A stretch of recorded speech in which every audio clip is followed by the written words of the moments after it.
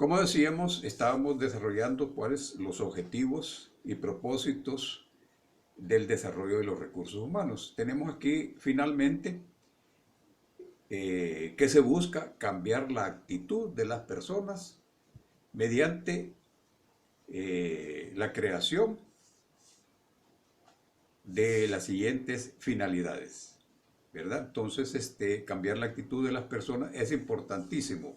Ya hemos hablado de la famosa cultura empresarial, donde cada trabajador cuando llega por primera vez y se integra al sistema de la empresa, tiene que cambiar su actitud, su conducta, ¿verdad? Respecto a la cultura particular propia de la empresa a la que ha llegado. Entonces, para eso se tiene que establecer las siguientes finalidades, ¿verdad?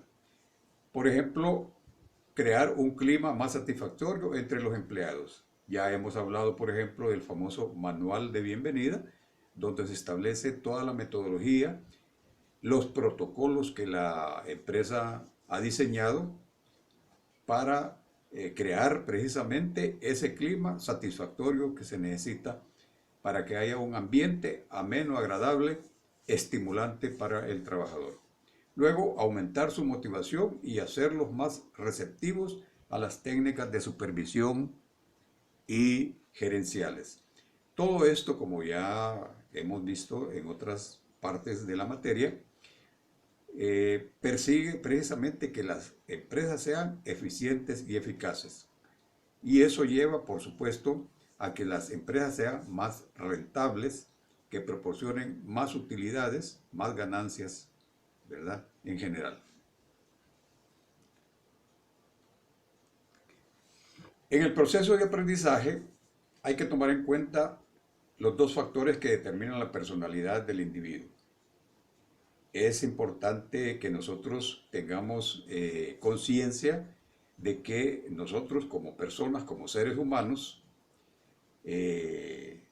estamos determinados en nuestra personalidad por dos elementos o dos factores, ¿verdad? Que son el factor hereditario, es decir, el que heredamos de nuestros antepasados, de nuestros padres, nuestros abuelos, etcétera, y el factor ambiental, que es el medio ambiente donde nos hemos creado, en el grupo familiar o en el barrio, la colonia, en el vecindario donde hemos crecido. Sobre todo, dicen los psicólogos, que son los primeros 7 años de vida los que nos marcan nuestra personalidad. Ahí cada quien que haga su propio análisis para saber si esto es tan cierto. Estos factores, ¿verdad?, el hereditario y el ambiental, se combinan para proporcionar precisamente la personalidad, darnos una personalidad, una forma de ser de nosotros, de cada uno de nosotros. El genético, que contiene nuestras cualidades, capacidades naturales, con las cuales podemos aprender y comprender lo que está en el ambiente que nos rodea. Entonces, tenemos aptitudes naturales, natas, talentos que ya vienen con nosotros y que nos permiten a veces ser muy capaces para desarrollar algunas cosas o tener facilidad de aprendizaje, ¿verdad? Entonces, eso combinado con un medio ambiente positivo en el cual nos desarrollamos, pues, por supuesto, va a crear un ser humano o una persona muy capaz. Todo esto es importante que lo conozca un gerente de una empresa, porque se trata precisamente de conocer cómo es que reaccionan las personas y entender por qué reaccionan de determinada manera. En este sentido, el aprendizaje es el proceso que permite a los individuos adquirir conocimientos de su ambiente y de sus relaciones en el transcurso de su vida. Entonces estamos en un constante aprendizaje nosotros los seres humanos todos los días, desde que nacemos, ¿verdad? Hasta el final de nuestros días. Entonces, siempre es un constante aprendizaje, nunca se termina de aprender. Luego tenemos la experiencia adquirida, que va modificando la conducta de las personas para enfrentar cosas nuevas. Es decir, tenemos los dos factores que ya hemos mencionado, ¿verdad? El hereditario y el ambiental, pero además hay un factor que también contribuye a formar nuestra personalidad, ¿verdad? Modifica a veces nuestra personalidad y es la experiencia adquirida que va modificando nuestra conducta. Es decir, por ejemplo, el estudio, la educación sistemática puede ayudar a eso, a modificar nuestras conductas. La herencia genética que incide en la personalidad es, por ejemplo, el sexo, la estatura, el peso, el color, las facciones físicas, los rasgos físicos, como también podemos decir, los instintos o impulsos, o sea, las emociones.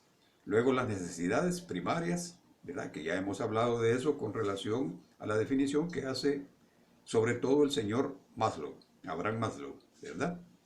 Creador de la famosa pirámide.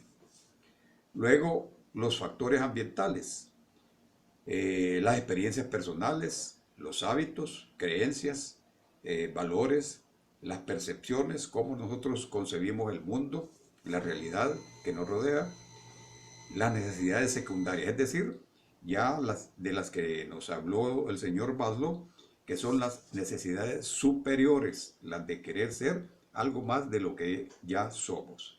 Entonces tenemos propósitos para desarrollarnos como personas.